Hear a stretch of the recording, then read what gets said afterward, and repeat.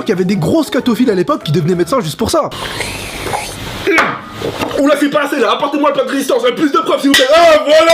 Ah, je me dis, les pauvres vétérinaires à l'époque, pour savoir si un cheval avait le diabète ou pas, fallait mettre la main à la nouille, à la patte. Alors, j'ai rien contre les vétos, hein, mais je pense que c'est une vocation qui s'est décidée à l'enfance. T'as une maison de campagne, tu fais de l'équitation, c'est là qu'il y a eu un tournant. C'est pas à Paris en jouant 2-3 fois à Nintendogs que tu vas découvrir un amour pour les animaux. Ah, moi, je vois un caniche, j'ai envie de lui shooter dedans, pour déstresser. En parlant de stress, pour moi, le médecin le plus cool, le plus détente, tu vois, c'est le psy.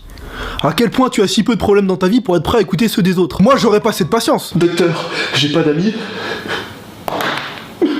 Prends un curly. Mais pour moi, le boss des boss, tu vois, ça reste quand même le chirurgien. Alors attention, pas le chirurgien esthétique, hein. Je te parle du vrai chir, celui qui te fout une caméra dans la horte. 1 millimètre à côté, tu passes de l'autre côté. Le mec, il arrive comme ça avec son expérience, invaincu sur Dr Maboul, sang froid level 9000.